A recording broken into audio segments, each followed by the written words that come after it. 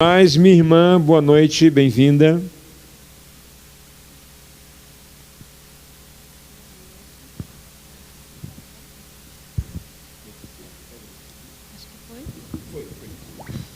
Boa noite, foi. A boa noite, a graça e a paz a todos. Boa noite, pastor. Boa noite. Fala um pouquinho de você, seu trabalho, sua formação, sua família. Conta um pouquinho disso, da sua vida para nós. Muito bem. Primeiro eu quero agradecer, a você pelo convite a todos. Você, a pastora Ruth. É um prazer, vir aqui. A gente já veio aqui outras vezes, já tivemos, outros encontros. E é um prazer estar de volta. Tenho muito carinho por vocês. Vocês são muito queridos, muito mesmo.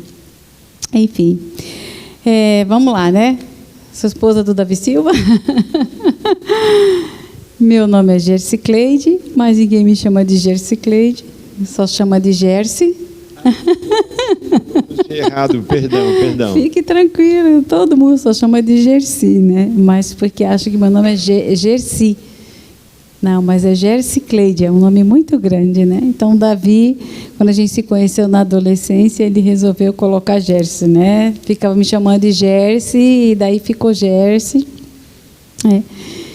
Minha mãe também, de vez em quando, me chamava de Gersi. O Davi também não é Davi, David Wilson, alguma coisa assim, não é? Não. Desculpa. Não, Davi é o Davi mesmo. É Davi mesmo. O Davi simplesinho ali, bíblico, Então é tranquilo. Nós temos 2 filhos. A Rebeca é a mais velha, casada. E agora eu estava conversando com um casal querido ali, que já tem neto, a gente estava compartilhando, porque eu também ganhei um neto esse ano, viu, queridos? Então, o Gabriel nasceu, e a gente está muito feliz com a vida do Gabriel, com as bênçãos de Deus, de termos mais um membro na família, é o Gabriel. E o Caleb, que é o nosso filho mais novo, que é casado com a Miriam.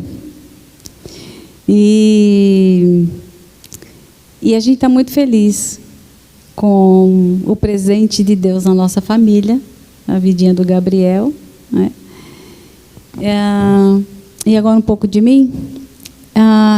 Eu me formei em psicologia, e depois eu fiz uma pós em família e casal. Aí depois eu fiz e me formei esse ano, um curso de teologia que eu fiz. Me colei grau, eu e o meu genro, Mateus. A Rebeca é casada com o Mateus, que o pessoal conhece. Ele colou grau junto comigo, a gente terminou junto. Então foi muito bom, e tudo esse ano, foi muito gostoso, foi muito bom. E eu atendo, eu tenho uma clínica, como o Davi fala, eu fechei a churrasqueira de casa, pastor. Eu falei, você viaja tanto, quase a gente não come churrasco aqui. A gente falou, vamos fazer assim, vamos fechar esse negócio aqui, você faz sua sala, você não fica mais se estressando em procurar lugar para alugar sala, já faz aqui. Então tá lá, minha salinha linda, maravilhosa. Ultimamente, na pandemia, foi liberado, para os psicólogos. A gente... Atendimento online, Exatamente. Então, nós nos inscrevemos lá, fizemos todo o protocolo direitinho e fomos liberados para atender online. E aí se estendeu, até agora. Então, a maioria que eu atendo é online mesmo, Um ou outro que voltou, que eu atendo na minha casa, lá. Mas a maioria é online. Então, eu faço isso, às vezes estou viajando com o Davi também, Às vezes eu vou para alguma igreja junto com o Davi para ministrar com ele. E estamos aí fazendo as 2 coisas ao mesmo tempo. Sendo avó, sendo psicóloga, sendo mãe, sendo esposa. Às vezes eu vou lá ajudar a Rebeca, dona de casa, estudante, pastora, e aí vamos. Quando ela diz, às vezes eu vou lá ajudar a Rebeca, ela quer dizer que às vezes é avó também. Exatamente. Esse detalhe, né? Mas que bom. A Gerce esteve ministrando para nós num evento de casais que nós fizemos este ano. Foi muito bom tê-la conosco naquele evento. Então, pessoal, nós já temos algumas perguntas chegando. Como é que está? Pode fazer. Nós vamos começar. Temos uma pergunta aqui. Vocês que estão presentes aqui, se quiser fazer pergunta, pode mandar direto no meu celular, tá? Eu vou estar acompanhando aqui. Ou escreve ali. Se você não quer que nem eu saiba da sua pergunta, pode colocar lá na caixinha e vai ser segredo absoluto de quem fez a pergunta, ok? Rômulo, por favor, pode fazer a pergunta.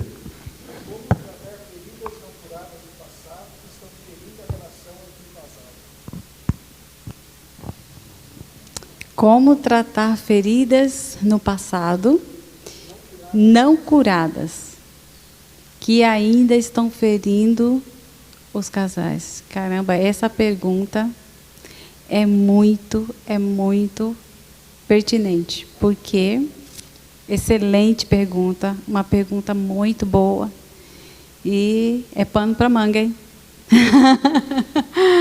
Muito bem, gostei muito dessa pergunta. É inevitável, né, que as feridas elas aconteçam. Não tem como. Quando você entra em uma aliança, vai ter marca. É uma marca, né? É uma marca. Quando você fala sobre as feridas ela me remete a uma marca. É interessante que quando Jesus morreu e ele ressuscitou, porque ele foi ferido pelas nossas transgressões, né? Então é pelas suas feridas nós fomos sarados. E quando ele ressuscitou, o corpo dele não ficou mais marcado, ferido, mas teve duas marcas que ficaram, foram das suas mãos, né? Tanto é que o Tomé falava, eu só vou crer se eu ver, e realmente. Então, por que será que porque Deus podia restaurar o corpo dele completamente, sem marca nenhuma. Poderia. Mas ele deixou as feridas na mão, para dizer, olha, eu fui ferido, mas eu estou curado, eu estou sarado. E pelas minhas feridas, vocês também podem ser curados e sarados. Quando nós entramos em uma aliança, é inevitável, né, que as frustrações, as decepções, traições, é muito difícil, é inevitável que aconteça. E interessante, queridos, se você olhar para a sua aliança agora, dê uma olhada para a sua aliança. Se você conseguir tirar, né, porque tem uns que não conseguem mais, né? Se você conseguir tirar a sua aliança, vai ter o que aqui? Você vai ver o quê?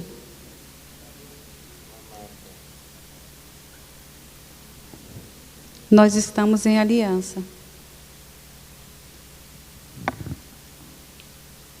Vai ter marca, sim. Agora, por que não curadas? Por que não tratadas? Porque muitas vezes, ou na maioria da nossa convivência, e ainda muito especificamente, quando a gente já conhece a palavra, às vezes você entra numa aliança muito rígida. E termina o casal, ele vivendo em um ambiente em que ele não consegue falar das suas emoções, não consegue falar daquilo que está no coração. E muitas vezes deixa passar as coisas. Às vezes é uma coisinha pequenininha. Poxa vida, eu me arrumei hoje, mas o marido nem me viu, nem disse que eu estava bonita, me arrumei tanto. Na hora de sair, vamos embora, aquela loucura. Nem olhou para mim, né? Ou aquele marido que faz alguma coisa para ela, que é para ela ver, e ela passou e nem viu, não estava nem aí. Houve um esforço da parte dele de comprar alguma coisa para ela, e parece que ela falou, mais do que obrigação, né, de comprar para mim. E essas coisas, elas vão trazendo as feridas. Por que as feridas maiores, as coisas maiores acontecem? Porque as pequenininhas são deixadas de resolver, de falar, de dizer. Eu já vi muitas pessoas falando, casais falando assim, eu não falo, eu sempre estou engolindo, para evitar, para evitar de ter contrito, para evitar ter conflito, não é? Mas os conflitos, os confrontos, eles podem ser feitos sem ser no meio da gritaria, sem ser feito no meio da confusão, ser feito sem um clima pesado, sabe? Sem esse clima pesado, isso pode ser curado. Então, as feridas do passado, elas podem ser curadas, sim. Elas podem ser. Então, você pergunta o que fazer. O que tem que fazer? É voltar para trás. Existe um ditado popular que fala assim, o tempo cura, né? O tempo cura. Mas por que às vezes a gente está com mais de 30 anos de casado e parece que quando lembra daquele passado, aquela ferida, parece que está acontecendo naquele momento e você sente aquela mesma dor? Então, a questão da ferida e essas coisas não resolvidas não vai ser curada com o tempo. Elas só vão ser abafadas, guardadas. Aí chega uma hora que a pessoa explode. Ou do nada a pessoa sai, não quero mais. Não é? Então, o que é importante acontecer? A partir de agora, quando você casa, você começar a estabelecer um relacionamento de muita verdade. A palavra fala que a gente deve falar a verdade, não é? E isso para dentro do casamento é fundamental, falar a verdade. Mesmo que isso venha te doer, a gente precisa estabelecer um ambiente onde os dois consigam falar o que está no coração. Às vezes é mais difícil para o homem. Eu já vi um marido falar assim, é que a fulaninha ela fala, eu sinto a necessidade dela falar, eu nem queria que ela falasse dessas coisas, eu queria a gente falasse de outras coisas, mas ela precisa tanto, aí eu fico calado, eu nem queria, eu fico quieto. Né? E ele não consegue dizer para ela, olha, eu não queria falar sobre isso, queria falar sobre outras coisas agora. Né? Interessante que é justamente este ambiente onde você pode criar que dentro do lar não acontece. Dentro de casa não acontece. E é importante você falar. Uma outra coisa muito importante é o julgamento. É o julgamento. Às vezes as pessoas não conseguem, o casal, o cônjuge não consegue falar com medo que o outro julgue ele. Ou confessar alguma coisa que, olha, eu não estou fazendo isso muito legal, eu não estou bem com isso. Aí o outro já vai logo julgando, já vai logo dizendo, mas está vendo, eu falei que você é assim, que você não sei o quê, olha, não sei o quê. Aí começa a discussão. Então, gente, as feridas, elas não começam assim, do nada, tá? É aos pouquinhos, é aquele negócio que vai juntando. É desde um momento de muita simplicidade. Há uma coisa muito maior. Há uma traição, há um adultério. Então, a coisa já vem começando de trás. Eu me lembro, um casal contou para mim, a gente conversando, não foi nem terapia, foi conversando. Ela falou assim, quando ela casou, logo com ele, a família dela, ela estava bem tranquila com a família dela. Sentava para comer e eles conversavam. E a família do marido não. E ela não sabia disso. Aí ela falou que quando ele sentou, ele pegou e enterrou assim a cabeça no prato. pegou o garfo, ó, e nem olhava para ela. E várias vezes ele fazendo isso. Ela foi ficando de saco com isso. Ela pegou a colher de pau na hora, então na cabeça dele. Eu falei, olha, isso eu vou contar. Ela, pode contar. Ela meteu a colher de pau na cabeça e disse, para com isso, você nem olha para mim. Ela teve um trabalho de fazer comida, de montar a mesa, colocar bonitinho, né? Queria ficar ali um momento para eles conversarem. E ele nem olhava para ela. Ali, ó. Ela, pá, colher de pau na cabeça dele. Então, imagina se vai juntando essas coisas. Vai vendo, aí ela vai ficando triste. Aí já não tem mais vontade de fazer aquela comida gostosa, caprichosa. Já não tem mais vontade de arrumar a mesa, já não quer mais. Aí nisso já vai, ó. Entendeu? Aí já vai tirando a alegria, tanto da mulher quanto do homem também. Percebe? Aí vai esfriando. É justamente o que a palavra fala sobre esfriar o amor. Então, é algo que é importante, é cultivar esse amor. Não julgue o outro. Quando esse cônjuge, quando colocar a sua vulnerabilidade, aquela parte fraca dele, sabe? Quando colocar para você as dificuldades, acolha, tanto o marido quanto a mulher, acolha, não julga, não aponta, não joga na cara depois.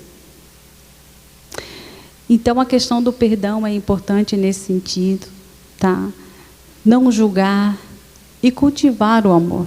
É muito importante essas coisas. Tem uma pergunta aqui. Foge dessa linha, mas vamos lá. É pecado usar fantasias na hora do sexo, quando os dois estão de acordo? Fantasia como de roupa mesmo? Eu acredito que sim. Eu acredito que sim, de roupas, eu penso. Aqui não especifica. Não especifica? Que é. Olha, se os dois estão nem aí, pode usar. Se está bem com isso, não tem porquê, não há problema, tranquilo, não vejo nenhum problema. O pastor Cláudio Duarte, respondendo uma pergunta dessa, ele fala uma coisa bem engraçada, né? Sobre isso. Muito interessante. Mais alguma pergunta? Qual é a resposta? Agora você vai falar. Agora, quem ficou curiosa fui eu agora, né? Ele diz o seguinte, ele fala que se a mulher quer se fantasiar de onça, que o homem pega a espingarda e vai para cima.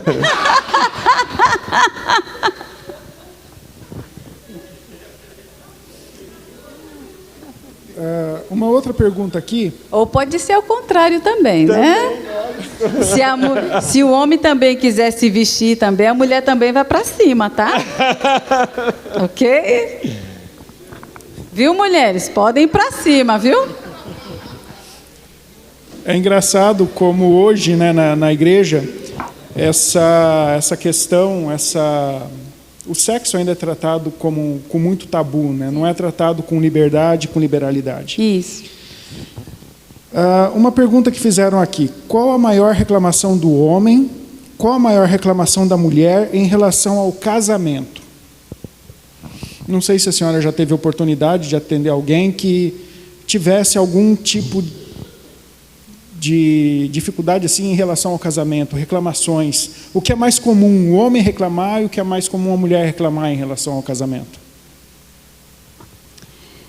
Então, dentro de clínica, é muito variado, querido, porque assim, é difícil, porque cada um tem muita particularidade, sabe?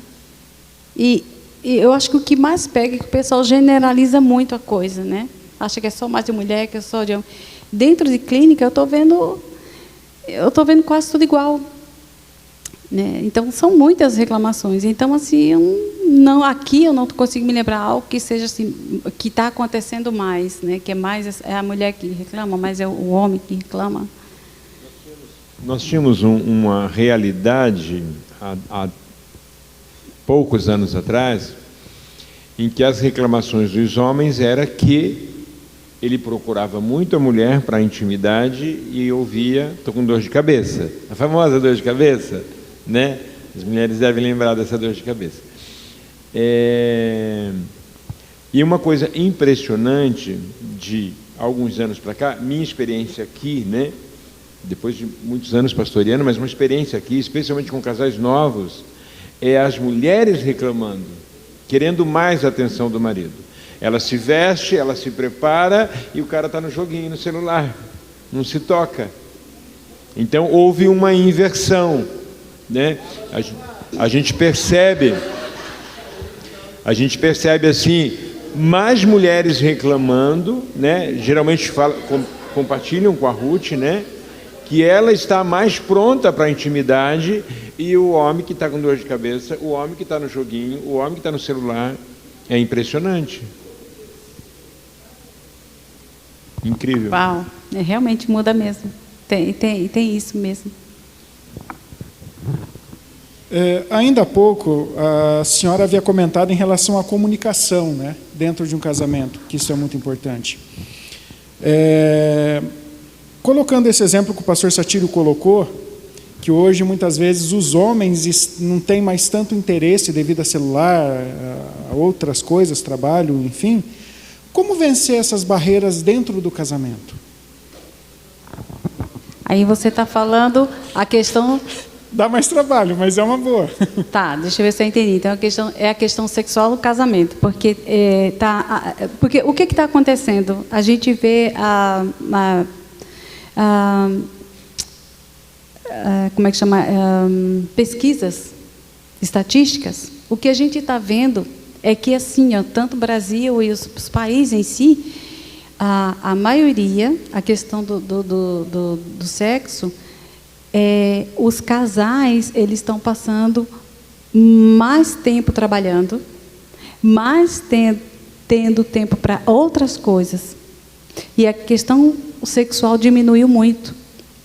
Então, os casais, eles não praticam sexo com tanta frequência como há 20, 30 anos atrás.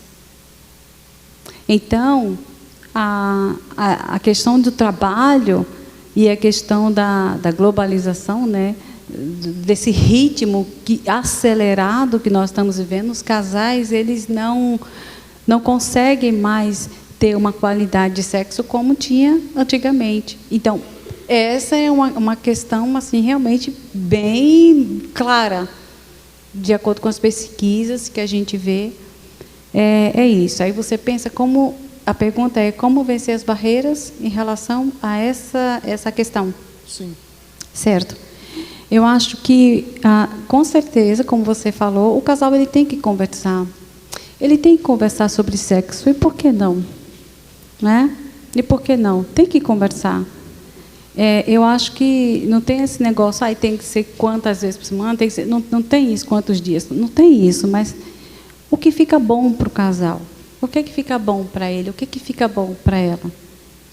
E tentar conversar e chegar a uma conclusão. Ser muito transparente. Eu acho que usar a transparência, né?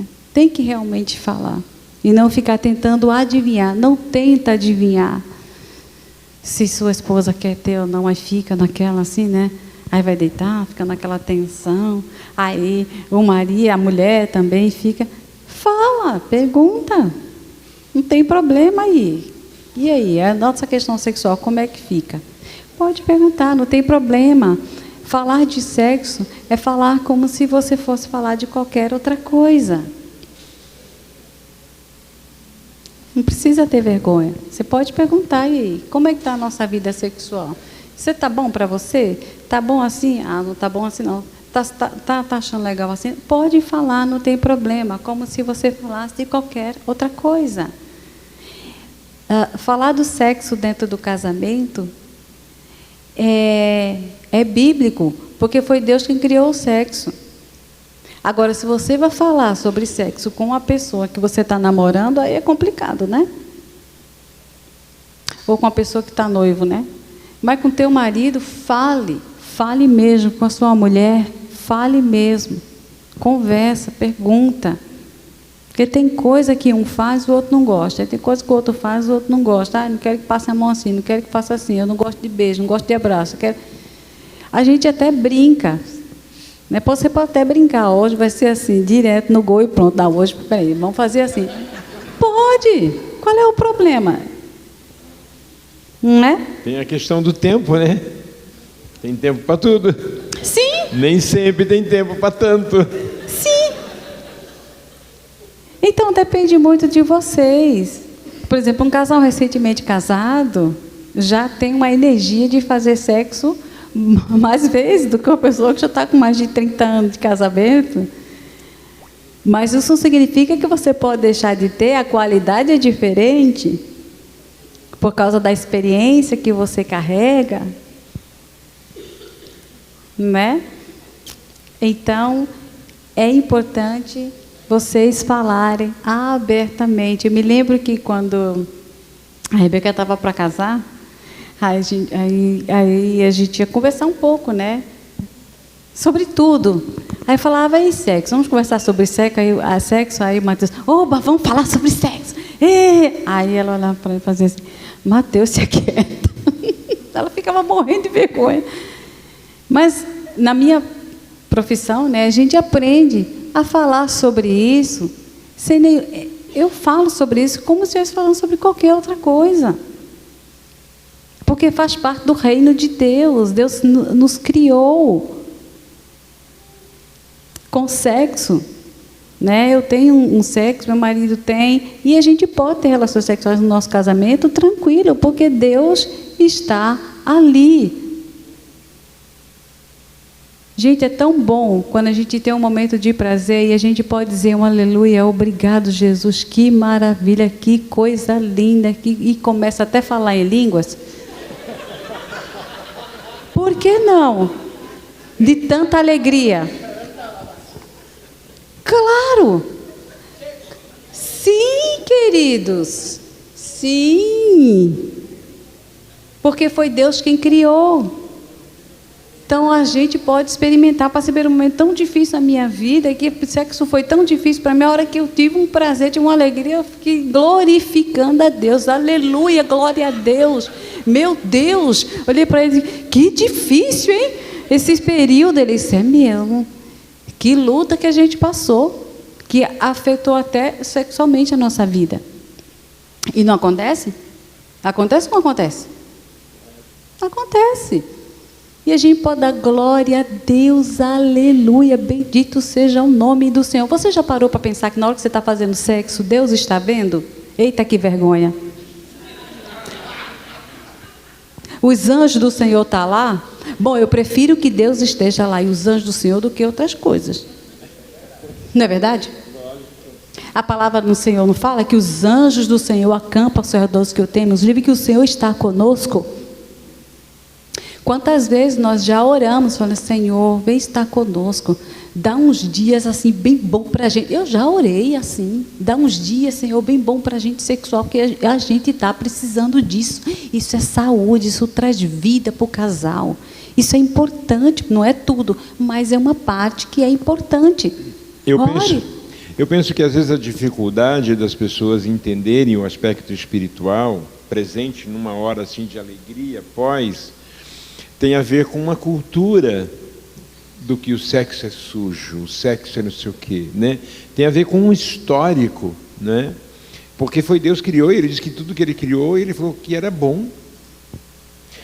Se a verdade liberta, você estava falando sobre comunicação, eu lembrei que eu li uma vez num livro, se a verdade liberta, a comunicação sara. E é terapêutica a comunicação, né? Por isso a importância do casal falar sobre todas as dificuldades. Tudo que gosta, que não gosta, é importante, muito importante. Eu tenho uma pergunta aqui. A continuar o estado de coisas que afrontam o casamento em nossos dias, qual a sua expectativa a respeito do casamento e que tipo de casamento espera nossos filhos e netos? Excelente pergunta. Que tipo de casamento espera nossas esposas e netos? Bom, diante de tudo que está acontecendo, tem muito a ver com a estrutura familiar. Tem tudo a ver com a estrutura familiar. A palavra do Senhor fala, ensina a criança no caminho em que deve andar. E ainda quando for velho, não se desviará dele. Bom, a palavra fala, a Rebeca estava comentando sobre isso, algo que Deus deu para ela profundo. E ela disse, mãe, a palavra, ela fala, não é o caminho, ele fala no caminho. Ensina a criança no caminho em que deves andar. No caminho, quer dizer, é estar junto. É você estar no caminho com ela. Né? Assim, tantos pais falam assim, porque eu já falei para ele, eu já disse para ele isso. Mas a questão não é dizer, não é fazer. É estar junto. Então, é estruturar, especialmente porque nossas escolas estão preparando nossas crianças de uma forma suja. Estão tirando a infantilidade, a inocência das nossas crianças. Sabe aquele versículo, acho que é em Zacarias, que fala que eles trocam o certo pelo errado e o errado pelo certo? Então tem muito a ver com a estrutura da família, com aquilo que a gente ministra aos nossos filhos, aquilo que a gente ensina para eles. Por isso que quando eu falo, fale de sexo com o seu filho, com sua filha. A partir do momento que ele vai crescendo, que ele vai perguntando, e de acordo com aquilo que está na idade dele para ouvir. E é interessante que hoje eu tenho neto, então essas fases todas eu passei até orar, de onde vem um bebê? Da barriga da mamãe. Tá bom, aí a criança vai embora. Ótimo. Aí quando ele cresce mais um pouquinho, peraí, de onde vem o bebê? Da barriga da mamãe, mas peraí, quem botou isso aí dentro? Aí você já vai dar uma outra resposta? Aí chega na fase da adolescência, e aí, querido, como é que está aí? Vamos sentar, vamos conversar um pouquinho? Que tarefa que é essa que você está fazendo? Foi o que eu fiz com a Rebeca e o Caleb. Eu conversava com o Caleb, e a gente conversa abertamente sobre questões sexuais. Eu ensinei para eles o que é isso. Acho que ajudou, né? Fizeram uma pergunta aqui. Qual tipo de música escutar na hora H? Uau! Como diz o meu filho, uau!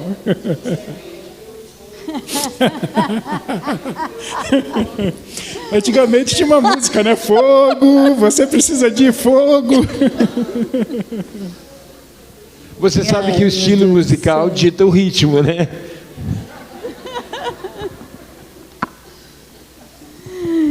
Meu querido, a gente chega numa maturidade tão tranquila, a questão sexual, que vai com música, sem música. O importante é que aquela criatura esteja lá comigo. Eu não estou nem aí que tem a música que não tem. Eu quero é ele, pronto. E fim de papo.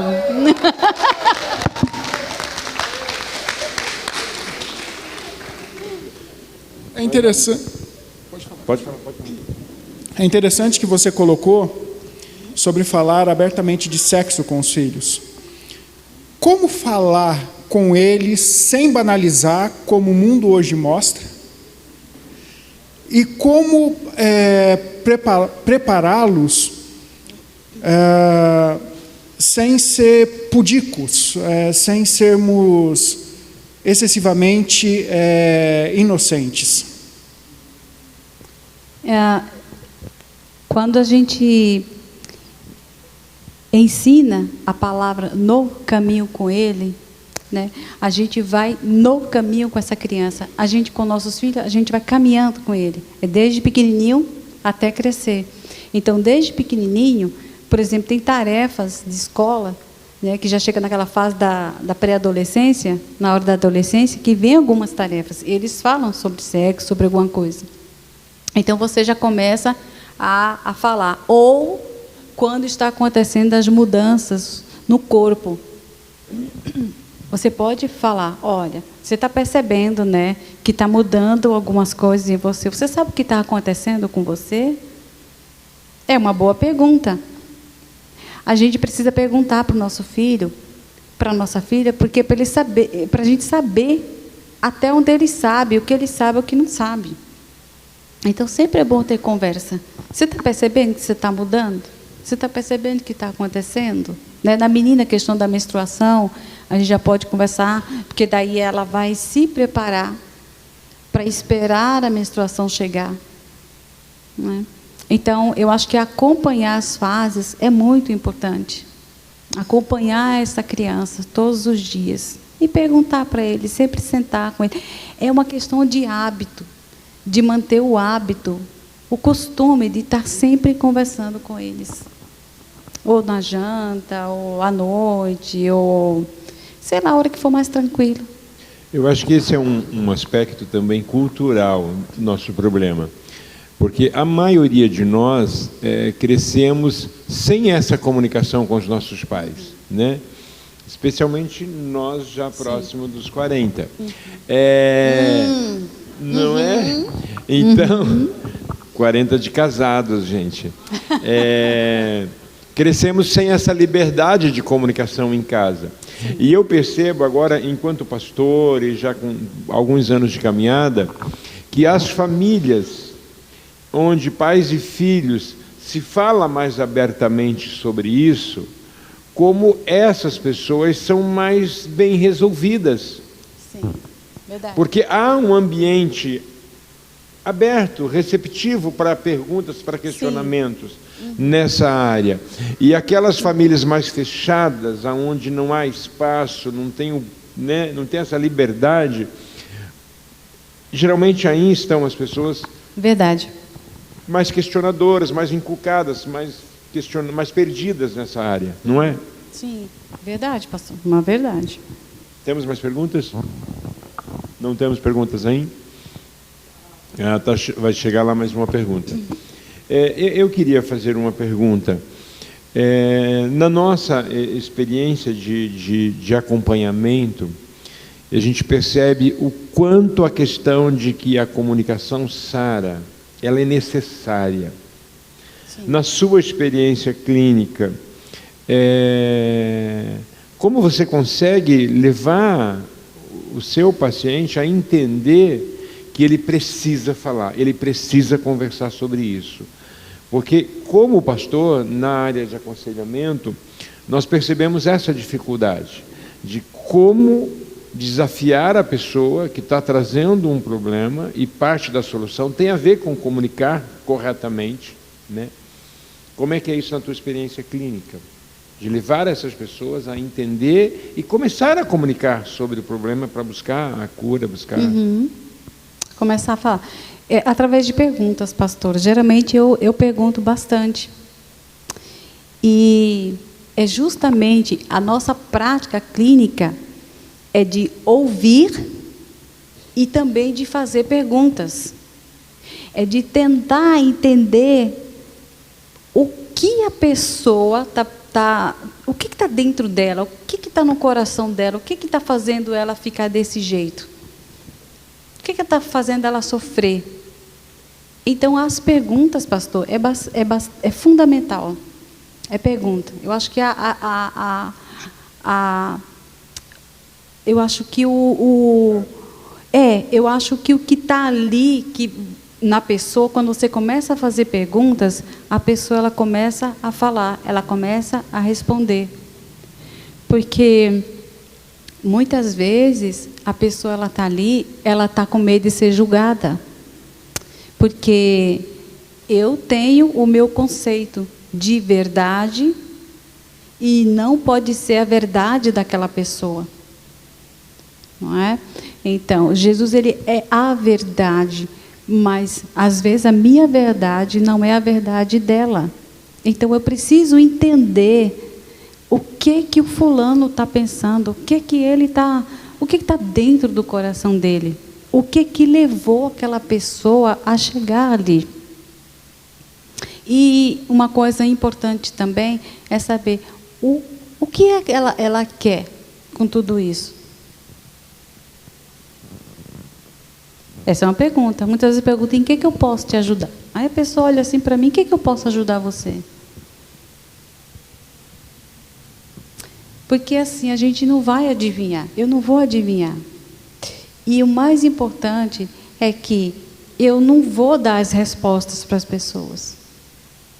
Lembra que Jesus sempre estava fazendo perguntas? Não é?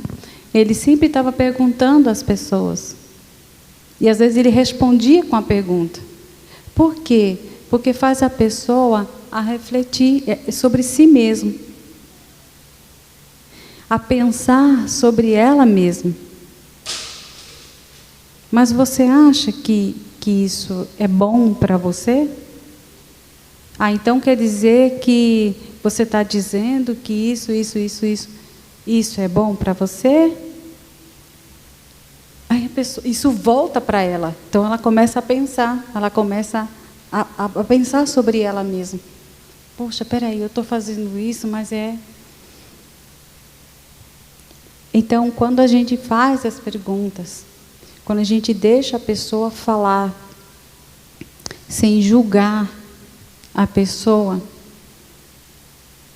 e não é uma questão da minha opinião, não é a minha opinião, é aquilo que ela vai dizer sobre ela mesma. Ela mesma vai chegar a uma conclusão sobre ela mesma. Muitas vezes eu atendo pessoas, a maioria cristã. Aí eu falo, como a gente comunga da mesma fé, eu posso aqui usar palavras, né, da palavra de Deus. Mas o que você acha disso?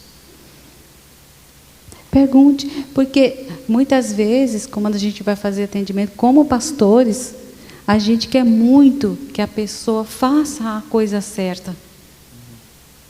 A gente quer muito, então a gente vai falando, porque a gente está desejando tanto, a gente toma a causa para nós, mas a causa não é nossa, a causa é dele, o problema é dele. Então fazer essa pessoa, com as perguntas, para ela cair em si, e ela tomar a responsabilidade por coisas que não é responsabilidade nem minha, é responsabilidade dela. E ela mesmo vai julgar a si própria.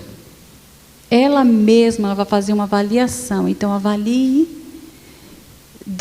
das coisas que você está fazendo. Veja se isso, você está bem com isso, você está feliz assim, você está bem fazendo isso, você está contente? Não porque eu estou fazendo isso, porque eu faço isso, não sei. Mas isso está bem para você? Porque se está bom para você, tudo bem.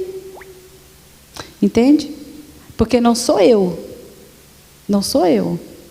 que estou fazendo, é ela que está fazendo. Então, quando eu faço isso, as pessoas caem em si. Ixi, eu estou fazendo uma coisa assim que não está legal, né? Eu estou fazendo tudo isso e... Aí porque ela vai cair na real. Você está bem fazendo isso? Você está feliz sendo assim? Ai, não estou não. E o que você acha que tem que fazer? O que você acha que tem que fazer? Eu acho que tem que fazer isso, tem que fazer aquilo.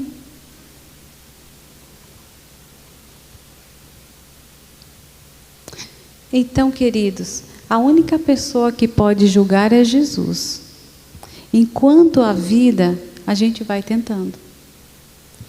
Tem tanta coisa que às vezes numa terapia eu tenho tanta vontade de falar, mas eu tenho que esperar ela mesma tirar a resposta dentro dela.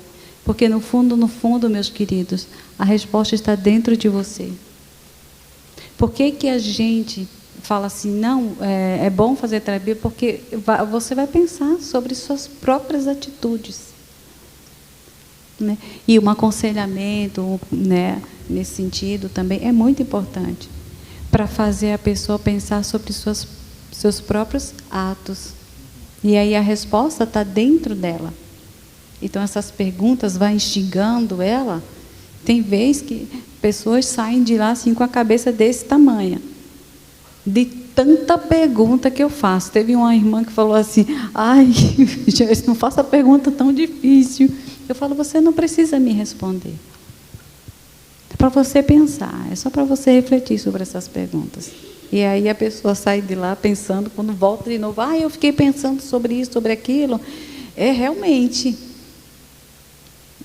Aí eu lembro de uma pessoa que ela estava vindo para os atendimentos, e aí eu perguntei para ela, você está bem com isso? Você está feliz assim? Está bom para você? E essa pessoa, não sei se foi para confrontar, ela falou, tá ótimo para mim. Aí me olhou assim, de baixo acima. Aí eu, muito bem, então, fique tranquilo com isso, se você está bem, está ótimo, então, não tem porquê mais você está vindo, né? Aí arregalou o olho, né? Aí arregalou o olho, porque eu sabia o que estava fazendo, mas eu queria que, não sei. Eu falei, isso é para você, no caso do atendimento, isso é para você, não é para mim. Aí a pessoa ficou toda assim. E interessante que, na época, foi um estágio que eu estava fazendo. E eu falei para a minha supervisora, eu falei, olha, fulana, porque a gente tinha supervisão, né? E eu falei para a minha professora, eu não gosto da fulana, eu não gosto dela na faculdade, eu não gosto dela, eu não me sinto bem com ela. Ela afronta o tempo todo, ela parece que é do contra. Aí a minha professora, que sacada boa, ela falou assim, por que você acha que ela... Mas ela está indo, não está? Ela deixou de ir? Eu falei, não. Aí eu fiquei... A mulher não deixava de vir. Quando era ela falava, vixe, meu Deus, é a fulana, misericórdia, meu Deus. Entendeu? E eu não queria atender a fulana, mas a minha supervisora sacou. Por que você acha que ela vem? Mas ela continua vindo, não continua? Aí eu, é mesmo, ela continua. Continue acolhendo ela. Alguma coisa ela está precisando, ela está te confrontando para ver se você julga ela. Se ela não se sentir julgada, ela vai falar. Sacou. Eu saquei a dela. Continuei. Aquela chata lá. E ela me confrontando. Tudo.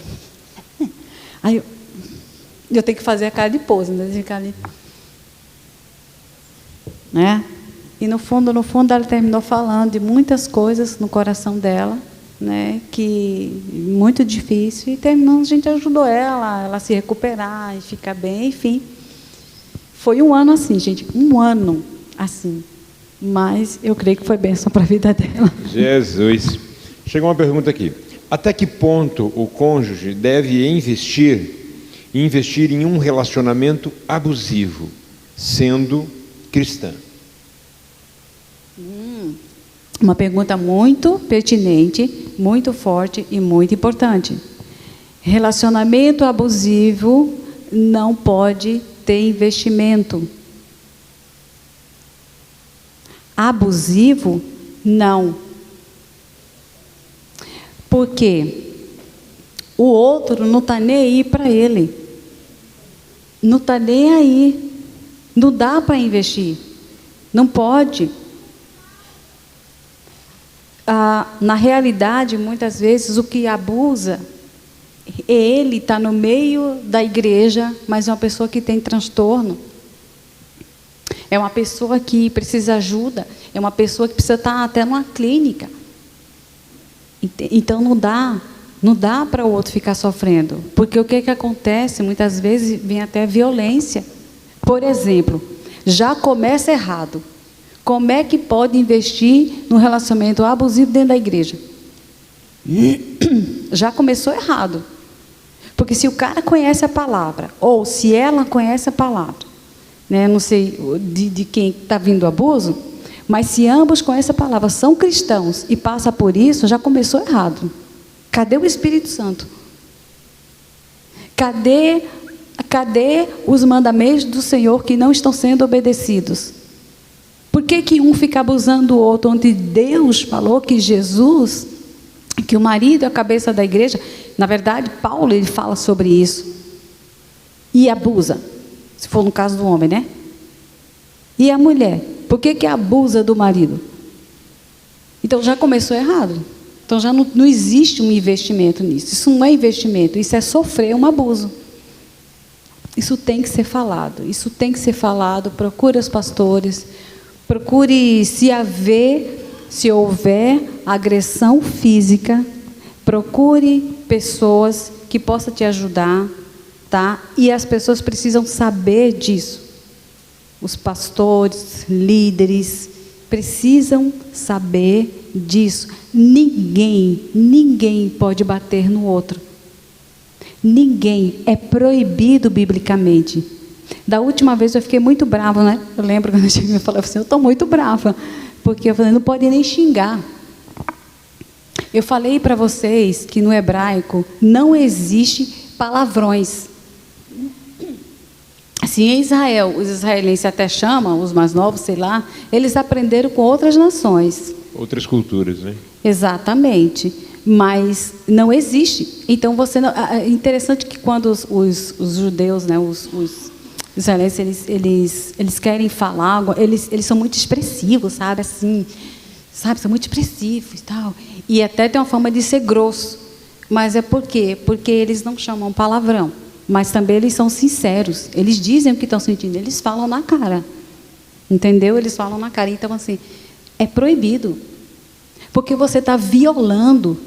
Você está violando a uma lei de Deus que mais Deus preza.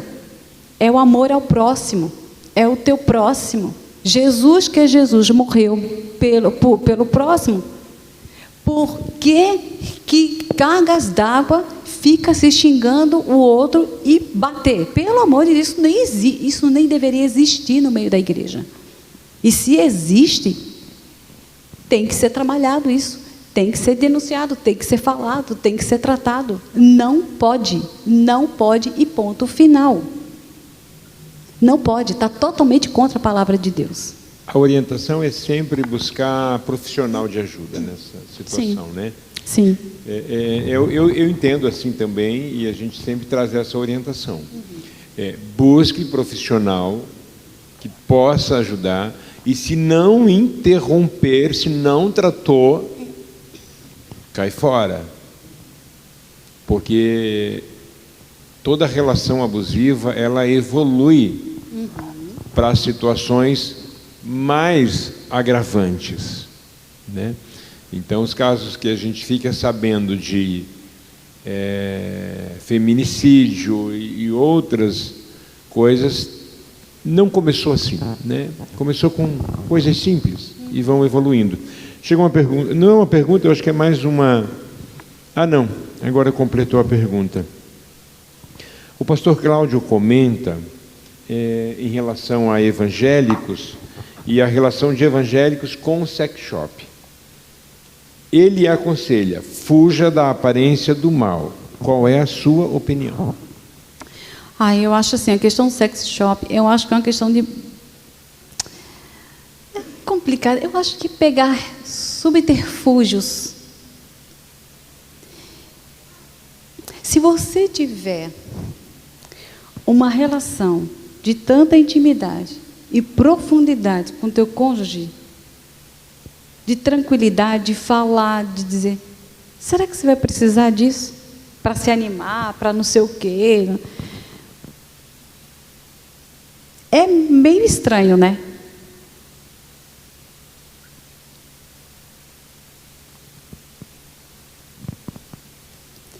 Porque... Eu também penso assim, eu acho que a falta da qualidade natural do relacionamento busca o artificial para suprir. E não supre, e não tem limite. Há pouco tempo eu falei com uma pessoa sobre isso. Não tem limite. Se a comunicação do casal, se o entendimento do casal, se eles não se curam pela comunicação, pela abertura, pela verdade, em tudo que envolve o que falta, ou o prazer ou a falta dele, buscar todo esse penduricalho para estimular, para que nem um líder recentemente me falou, mas é para apimentar a relação. Isso já evidencia a falta da qualidade natural. Eu penso como você. E aí, pastor, assim, porque o que às vezes as pessoas querem? Ai, pode e não pode. Não pode, fim de papo. Gente, não é uma questão de não pode. Como Paulo fala, como Paulo disse, eu posso todas as coisas, mas nem tudo me convém. Ok? Particularmente, eu, na minha relação, no meu casamento, eu não preciso disso. Eu vivo um tempo, eu vivo um relacionamento tão sadio com meu marido, que eu não preciso disso, sou super feliz. Super feliz. Eu não preciso dessas coisas. Às vezes, gente, isso é só um subterfúgios. Apimentar a relação do casal é uma frase que falam, mas o que está por trás disso? O que está por trás disso? Então, o que é o sexo, então, para essa pessoa? Como que ela pensa? Como que ela foi? Porque é uma área que já vem para o imaginário, que já tem sobre as fantasias sexuais, né? Já tem todo esse aparato, aí já tem coisas mais lá atrás, mais profundas. Como é que essa pessoa aprendeu do que é sexo? Da onde ela tirou todo esse conhecimento? Quais foram as experiências sexuais que aquela pessoa passou? Ou por que ela quer viver isso? O que está faltando que ela quer pegar isso para ter prazer?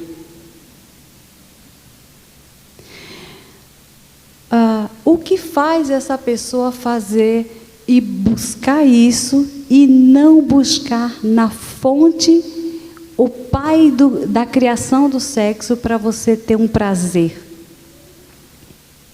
Aí eu pergunto, é para apimentar a relação, mas será que nessa hora você consegue entender que você pode ver Deus na tua relação?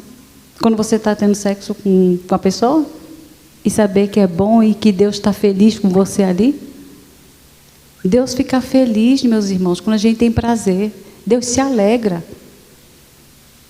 Então, qual é a motivação do pensamento? É a pessoa que está ali com você ou é porque se usa desses artifícios para poder ficar bem? O que foi que enjoou?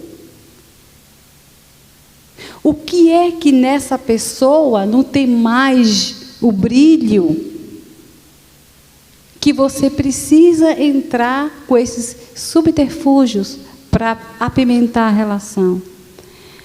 Será que a própria pessoa do meu marido já não é o bastante? Será que eu já não sou bastante para o meu marido? Eu tenho que me vestir de onça? Eu tenho que botar isso, botar aquilo, fazer isso, fazer aquilo para satisfazer ele? Eu não sou bastante?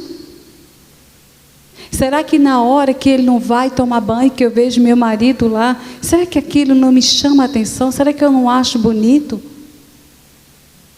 Será que a hora que você também, mulher, vai ali ou ele vê vocês trocando, será que isso não chama mais a atenção?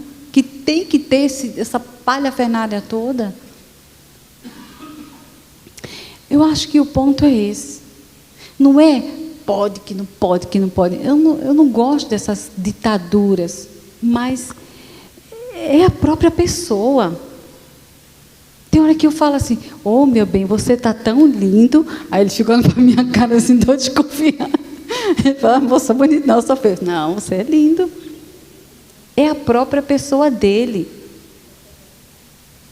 Eu falei para ele assim, você já está com 50, você tá mais bonito do que quando você tinha 20 e pouco. Ele fica tão desconfiado olhando para a minha cara. Mas é verdade, eu falei, é verdade, você está muito mais lindo. Aí ele, obrigado, fica todo animado. Quer dizer, isso é bom. Então, o que é que deixou de ser para ser substituído? Isso é uma questão para se falar. Isso é uma questão para ser dito. Não é para chegar e dizer assim, não pode, não pode. Não é bem isso. Então, o que é? Então, o momento em que você deixar de ser o papel principal do outro, ter que ter outras coisas para apimentar, querido, aí é uma questão para se pensar, para se conversar, para dizer, Uma outra pergunta. Em um casal onde o marido trata a esposa mais como amiga do que esposa, vai caindo na rotina, a ponto da esposa reclamar que o marido não segura na sua mão, ou a chama pelo nome formal e não de amor, vida ou apelidos carinhosos. O que fazer? Realmente é uma pergunta também muito importante. O que tem que fazer?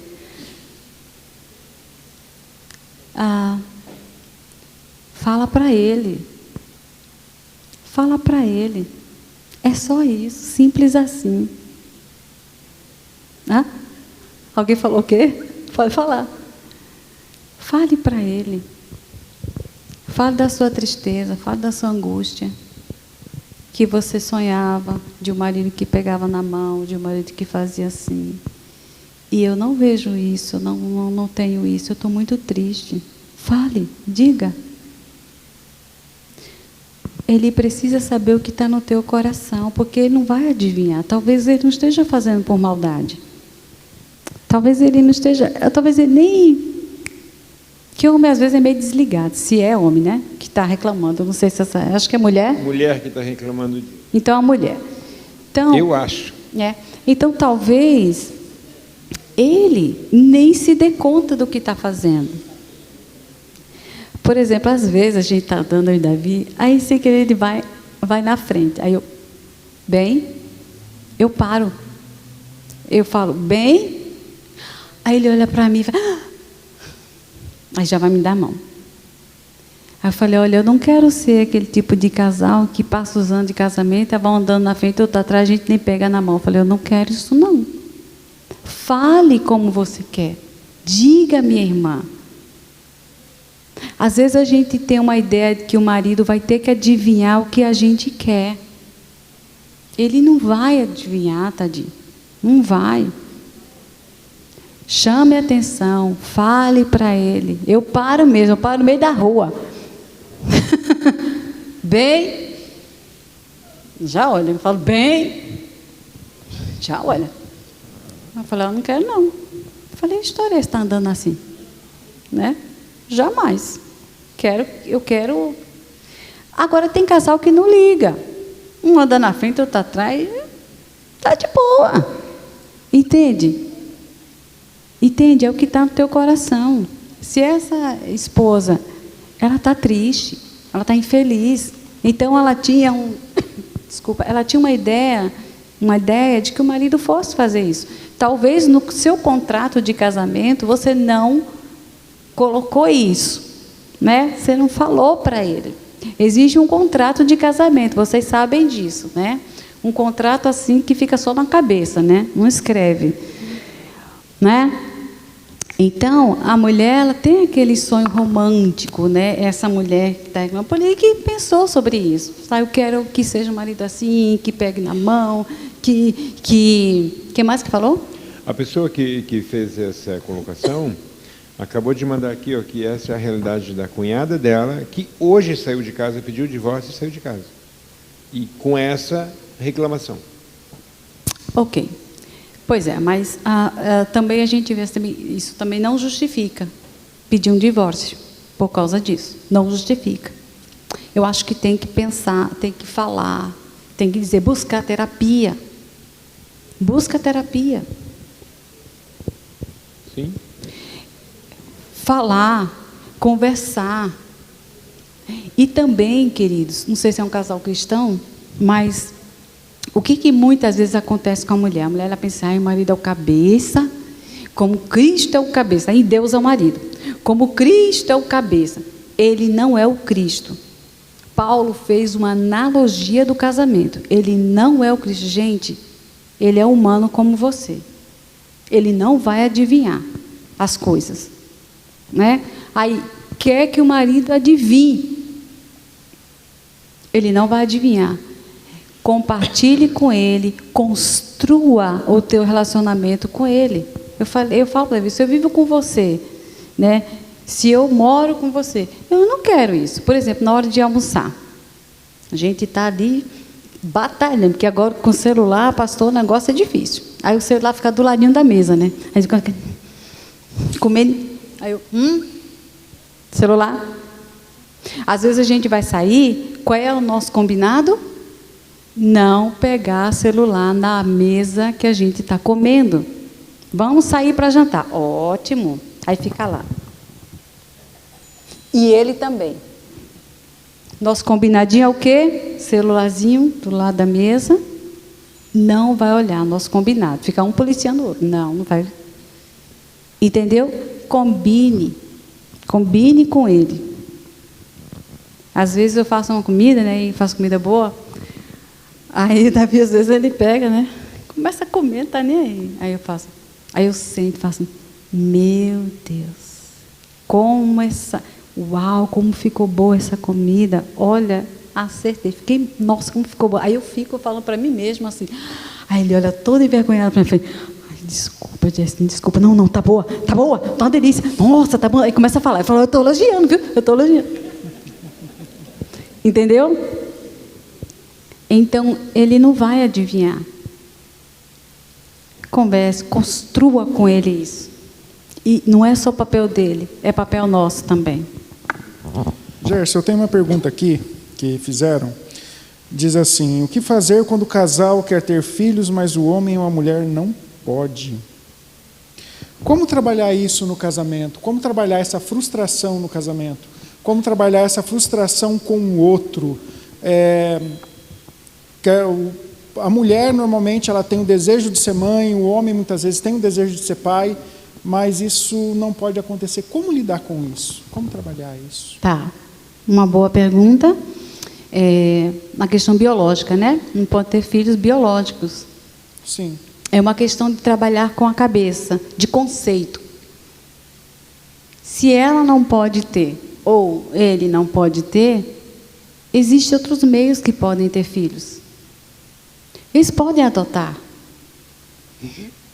Eles podem adotar. Até porque a Bíblia está repleta de versículos, de coisas que Deus fala sobre a adoção. Por exemplo, nós fomos adotados.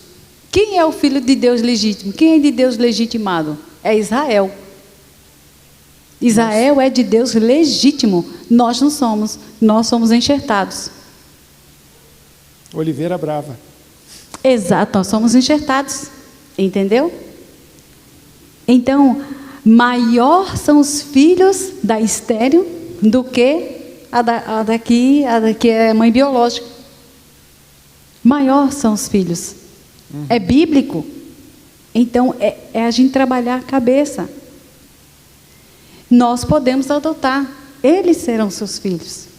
É muito maior a questão da adoção do que ter um filho biológico. Olha, filho biológico, você não faz mais do que a sua obrigação cuidar do seu filho, porque ele é seu filho biológico. Mas quando você adota, uau, você escolheu. Você escolheu ter aquela criança. Você foi lá, você viu, você desejou. Você sabe que em Israel não tem esse negócio de deixar filho em lar. Eles adotam, porque é bíblico. É bíblico, está na lei. Porque além dos 10 mandamentos, tem 613 mandamentos. Então tem coisa que a gente nem sabe. Então não existia crianças órfãos. Então é trabalhar isso. Nada de ficar sofrendo com isso. Peraí, não, se Deus não deu, amém, eu vou adotar. Deus não deu, vai dar de outra forma. Quem sabe o teu galardão vai ser muito maior, né? Do que filho biológico. Correto. Tem uma outra pergunta aqui. Até que ponto a falta de identidade, seja no homem ou na mulher, influencia os relacionamentos? O que você tem visto na sua experiência clínica a decorrência desse falta de uma identidade firmada? Ocorre muitas coisas, porque uma identidade, ela diz quem você é. E se você não sabe quem você é, como é que você vai se relacionar de uma forma sadia com outra pessoa? Uma hora você quer uma coisa, outra você quer outra coisa, você não sabe quem é, você não sabe quem você é, você não sabe, você não tem uma direção, uma coisa fundamentada em você. Pode acontecer rejeição. A rejeição, às vezes, acontece de um rejeitar o outro, porque não sabe quem é, não sabe quem ela é. Então, pode acarretar muitas coisas, pastor. E eu não sei como é que vai ficar esse relacionamento. Porque uma pessoa que ela não sabe o que é, não sabe quem é, ela vai ter muita dificuldade para ter perspectiva para o futuro. Casos assim, eu sempre recomendo procurar um profissional. Porque necessariamente precisa passar por esse equilíbrio, uma visão correta de si mesmo, para começar qualquer mudança, não é? Sim, e na questão de um relacionamento, a primeira coisa, a pessoa, uma dica, você não sabe quem você é, que você está com dificuldade, pede ajuda do teu próprio cônjuge para ajudar. No sentido assim, de dúvidas, de inseguranças, de coisas.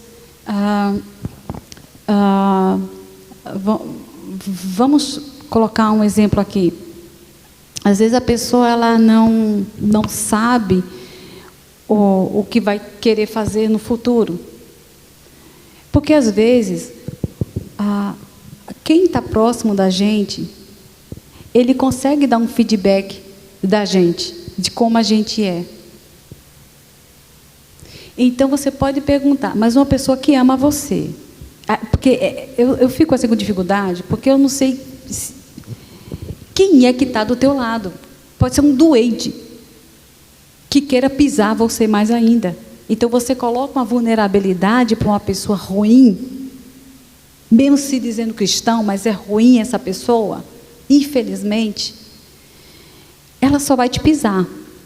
Então eu fico preocupada, porque eu gosto de trabalhar com uma pessoa, porque daí a gente tem segurança no que está falando.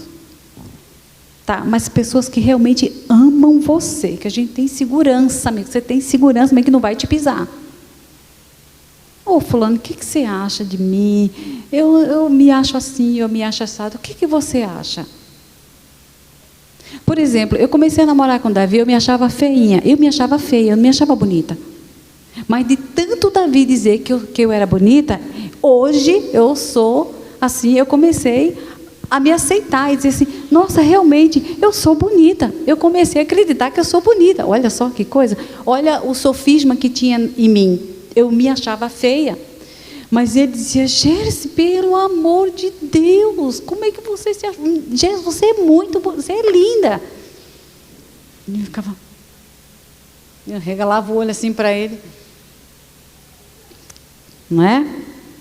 Engraçado, a Rebeca, a sogra da Rebeca fala assim para ela assim, quando eu estava namorando com o Mateus, falou assim, o que ela viu nele, né? O que ela viu nele? Né? Aí a Rebeca disse, mas o Mateus é lindo. Então é isso, veja como é diferente.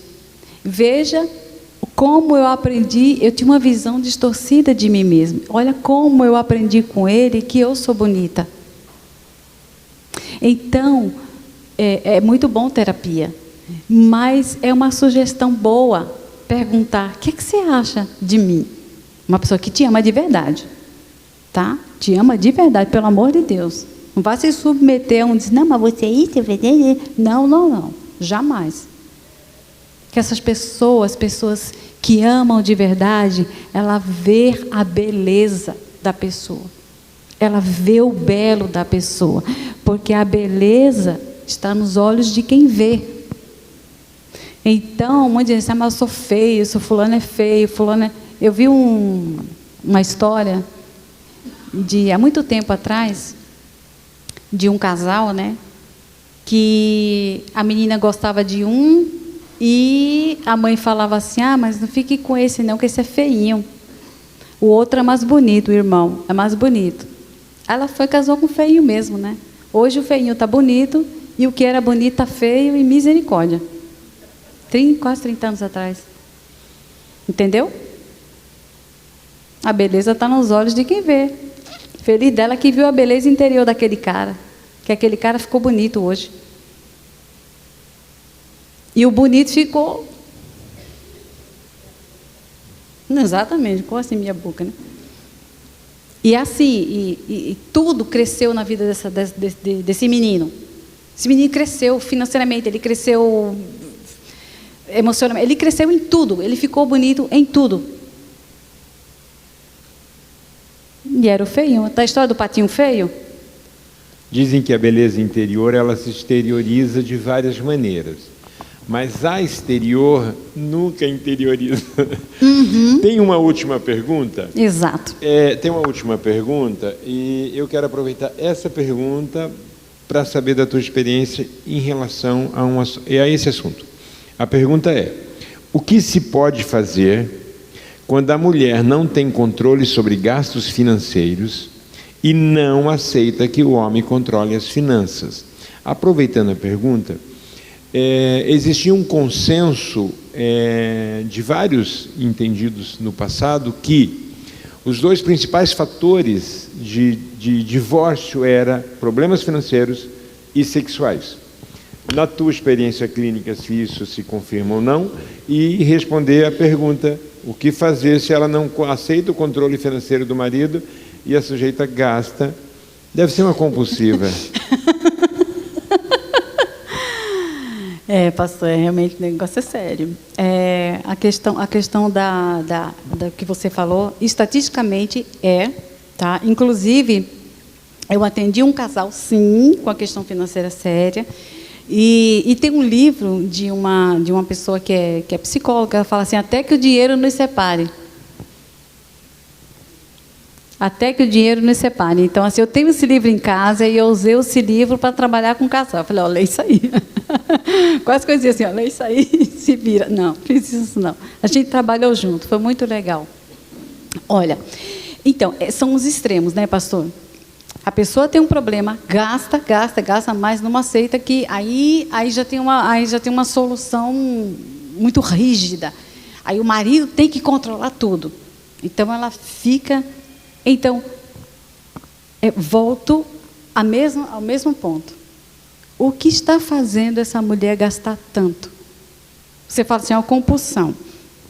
Sim, pode ser uma compulsão, sim. Né? Compulsão sexual, compulsão... É uma compulsão. É uma energia. É uma energia que a pessoa coloca naquilo. É uma necessidade que nunca vai ser suprida, mas é uma necessidade emocional. É uma necessidade emocional. O que aconteceu lá atrás? Porque pode ser comprar, pode ser sexual, pode ser alguma mania, entende? Então não adianta o outro querer controlar.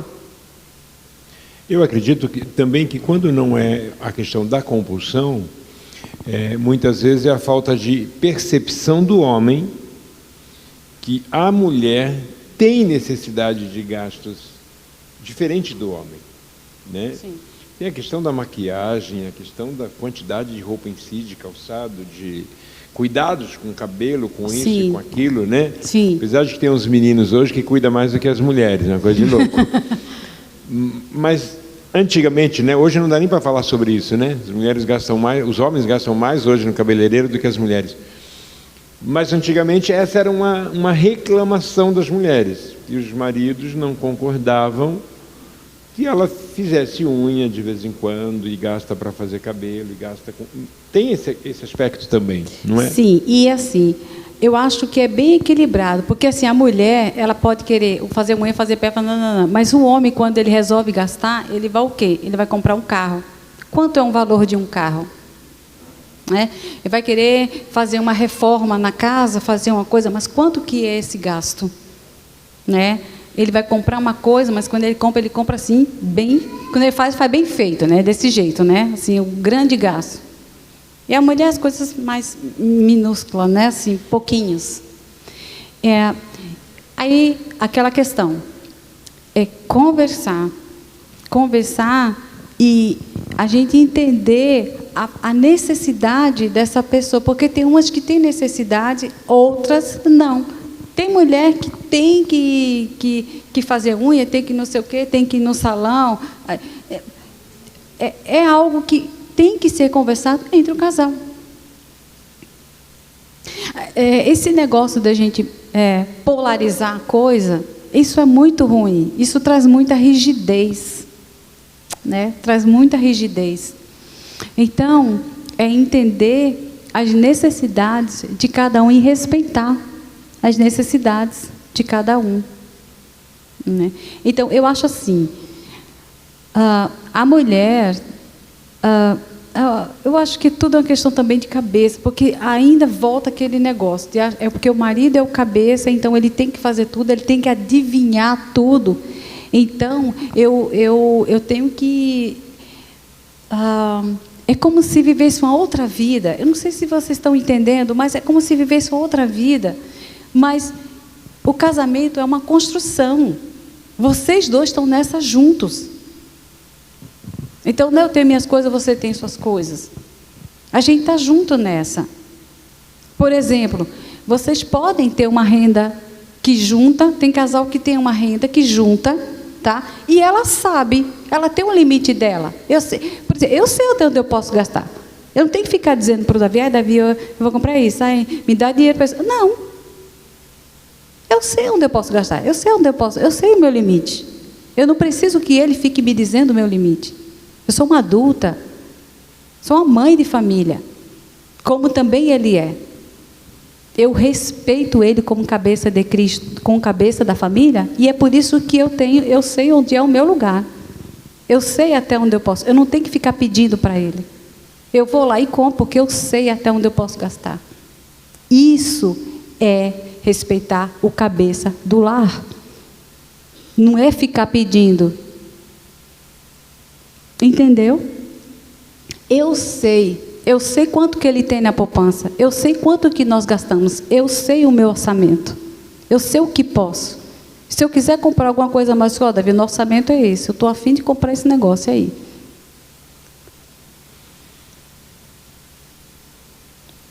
Entendeu? Tem que fluir a comunicação, né? E a opinião dos dois precisam ser respeitadas. Porque quando o marido controla, automaticamente ela já não mais faz parte da vida dele. Ela não faz parte da vida dele. Ela está vivendo a vida dela à parte.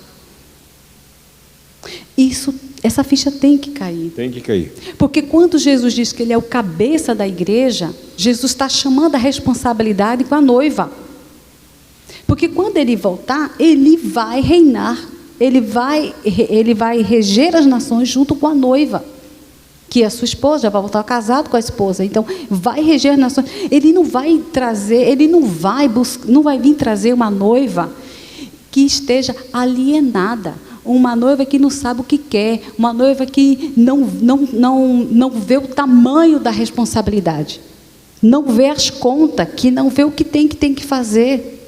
Eu sei das contas. Davi viaja muito, então eu recebo as contas em casa. Eu falo, tem isso aqui, como é que nós vamos fazer? Vamos tirar de onde? Como é que vai ser? Vai receber quanto? Como é que vai ser? Vamos lá? É desse jeito. É desse jeito. E muitas coisas eu faço assim, hoje eu não vou fazer isso, vou fazer assim. Vamos trabalhar junto.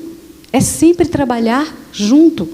É na mesma medida. Quando Jesus ele veio, restaurou a nossa sorte, né?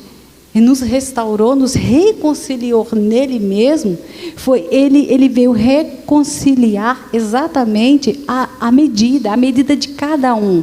A medida do homem, a medida da mulher, para junto com responsabilidade, eles viverem, né, ter sua vida, ter o seu relacionamento em harmonia.